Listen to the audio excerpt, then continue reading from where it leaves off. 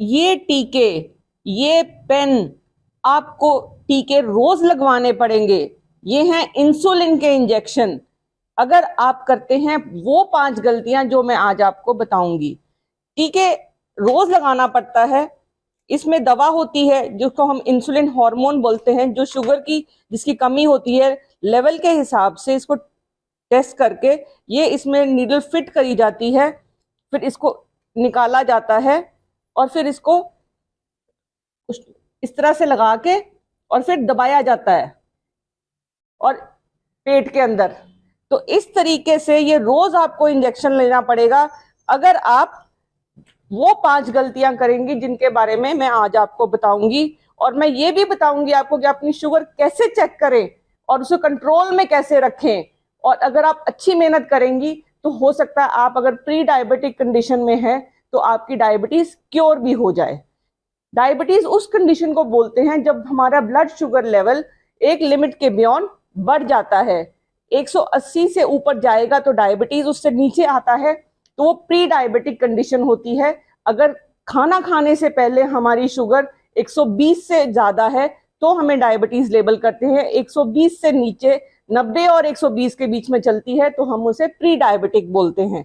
आज हम बात करेंगे वो 5 कंडीशंस जिनकी वजह से ज्यादातर लोगों को नॉलेज ना होने की वजह से वो डायबिटीज में लैंड करते हैं।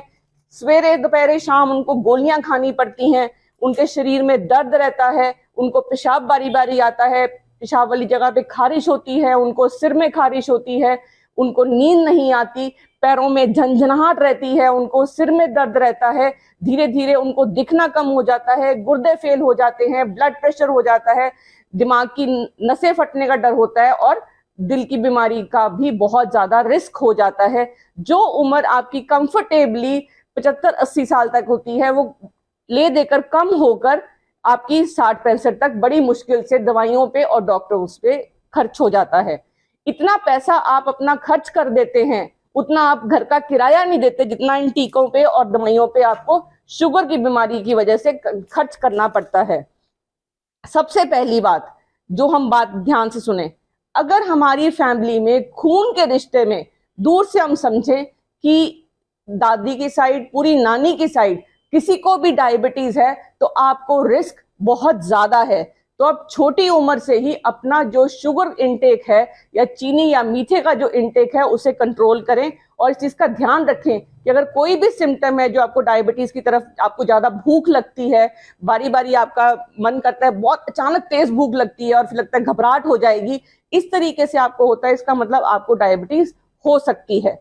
इसके अलावा अगर फैमिली हिस्ट्री की बात हो गई, अब नेक्स्ट रहेगा कि आप चीनी बहुत ज्यादा खाते हैं। अगर आप चीनी खाते हैं वो सबसे बड़ी गलती करते हैं। हमारा जो लाइफस्टाइल है, हमारा जो खान पान है उसमें चीनी की कोई आवश्यकता नहीं है क्योंकि हमारी सब्जियों में, हमारी खान पान में बहुत सारा कार्बोहाइड्रेट है, फ्लैट शुगर नहीं लेनी। अगर मैं अपने पेशेंट की शुगर बंद करती हूँ तो वो क्या करती है, वो कहेगी डॉक्टर साहब मैं देसी खांड खा लूं, मैं गुड़ खा लूं, मैं शक्कर खा लूं, चीनी कोई भी फॉर्म, गन्ने के जूस से लेके चीनी तक कोई भी फॉर्म अपने डाइट से टोटली खत्म कर दीजिए। अगर आपको मीठे की ललक है तो सिर्फ फ्रूट खाइए। फ्रूट में भी आप संतरा खा सकते हैं जिसमें फाइबर होता है। जो फ्रूट बहुत सॉफ्ट हैं जैसे तरबूज हैं और पपीता है, इनकी शुगर लेवल्स बड़ी जल्दी बढ़ते हैं। इनसे अच्छा फ्रूट है कि आप सेब खाएं, संतरा खाएं। और ये जो फ्रूट्स हैं, जितने ज्यादा फ्रूट्स खाएंगे उतनी आपका शुगर लेवल बढ़ेगा नहीं। इसके अलावा आप एक्सरसाइज करें। और जो सबसे बड़ी बात है, जो मोटापा है, होता क्या है, इंसुलिन जो होता है हमारा, वो आप ये समझिए कि हमारी जो बॉडी में जो इंसुलिन की लेवल मात्रा है वो हमारे शरीर के लिए कम पड़ जाती है। जब अगर मोटापा होगा तो इंसुलिन काम नहीं करेगा, तो आपको मोटापा कम करना है। अभी मैं आपको एक्सरसाइजेस बताऊंगी आप जो कुर्सी पे बैठे बैठे कर सकेंगे अपना मोटापा कम करने के लिए। तीसरी बात, चौथी बात यह है कि आपको शुगर चेक करनी नहीं आती। कई बार क्या होता है कि हमें लगता है कि हमने एक बार डॉक्टर को दिखा लिया, दवाई शुरू कर ली और हम शुगर अपना रेगुलर चेकअप नहीं करते। शुगर हर दिन हमारे साथ क्या करती है, वो हमारा हर एक सेल डिस्ट्रॉय करती है। तो इसके लिए बहुत जरूरी है कि हम शुगर इस चार्ट की तरह बनाएं। एक चार्ट बनाया जाए जिसमें हम अपना तारीख लिखें, शुगर लिखें खाली पेट और नाश्ते के बाद, दोपहर 2 घंटे के बाद, रात 2 घंटे के बाद, और रात को 2 बजे। यहाँ पे सपोज हफ्ते में हम एक बार करते हैं, मंडे को हम करेंगे अपने नाश्ते की शुगर्स पहले और बाद में, ट्यूसडे को करेंगे हम अपनी दोपहर की, वेडनेसडे को करेंगे हम रात की, और थर्सडे को करेंगे हम रात को 2 बजे की। हफ्ते में अगर एक इस तरीके से महीने में एक बार या 2 बार अपनी शुगर हम इस तरीके से चेक करें और अपने कंट्रोल में रखें, तो हमें डॉक्टरों के चक्कर काटने बहुत बहुत कम करने पड़ जाएंगे और सारे पैसे हमारे खुद के बचेंगे, प्लस हमारी सेहत भी रहेगी। अब हम बात करेंगे कि हम शुगर घर में कैसे चेक करेंगे। एक आजकल बहुत सस्ती मशीनें मिल जाती हैं, 1000-1200 रुपए तक की बहुत बढ़िया मशीन मिलती है। उसमें एक ये नीडल होती है जिसमें सेट किया जाता है किसी भी लेवल पे, उस पे एक फिक्स किया जाता है जिसको हम ये खोलकर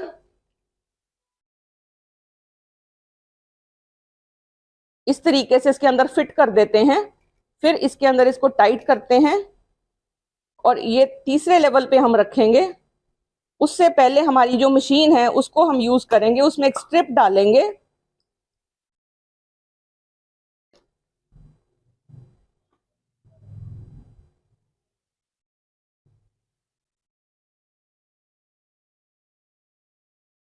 स्ट्रिप डालने के बाद इसको खींचेंगे एक बार अपनी फिंगर में, इसको साफ करेंगे कॉटन के साथ, किसी भी कॉटन से हम थोड़ा सा साफ करके फिर इसको पंक्चर करेंगे, छोटा सा ड्रॉप निकलेगा, उस ड्रॉप को इसके अंदर डालेंगे और केवल 5 सेकंड से भी पहले हमारी शुगर आ जाएगी। अब 102 शुगर खाना खाने के 2 घंटे के बाद बिल्कुल नॉर्मल है। तो इसलिए इसी तरीके से अगर ये शुगर हमारी 140 से कम और खाना खाने से पहले हमारी ये 90 से कम होगी, तो इसका मतलब हमारी शुगर कंट्रोल ठीक है। इसके अलावा शुगर चेक होने के बाद अब हम बात करेंगे वो एक्सरसाइजेस की, और साथ साथ मैं आपको बताऊंगी वो खाने जो आपको कतई नहीं खाने, ताकि जो हमारी 5वीं गलती है वो हम ना करें। ज्यादातर जिंदगी आजकल हमारी कुर्सी पे बैठ के निकलती है, तो जो एक्सरसाइजेज हैं वो हमारी बैठ के करने वाली एक्सरसाइजेज हैं। आप ऑफिस में बैठे हैं, जो पहले है हमारा जो इस वाले हिस्से का जो फैट है वो अंदर जमा हो जाता है, तो उसके लिए इस तरीके से एक एक टांग करके उठाएंगे।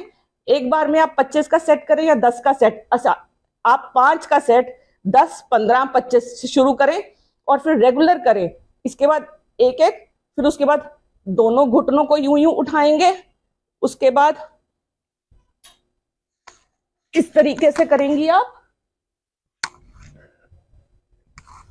ये एक्सरसाइज करने के बाद एक और एक्सरसाइज है जिसमें आप यूं इस तरीके से उठेंगी, जंप करेंगी।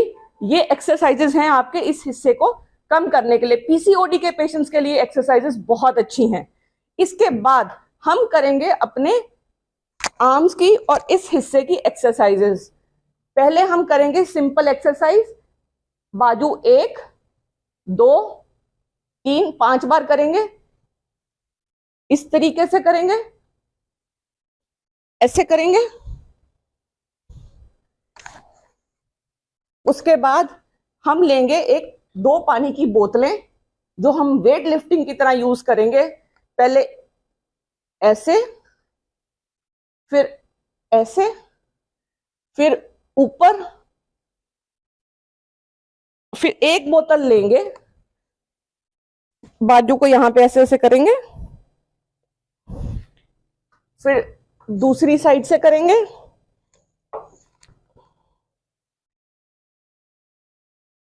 उसके बाद आप एक पकड़ेंगे और इसको ऐसे ऐसे करेंगे। ये जो सेट है एक्सरसाइजेस का, अगर आप दिन में इस 10-10 मूवमेंट्स का भी सेट कर लेती हैं तो आपको डायबिटीज नहीं होगी, आपका वेट भी बहुत कम हो जाएगा और आप शुगर के पेशेंट होने से बच जाएंगी। इस इंफॉर्मेशन को ज्यादा से ज्यादा लोगों को बताइए और उनकी हेल्प करिए ताकि वो इस बीमारी को होने से बच जाए। Thank you.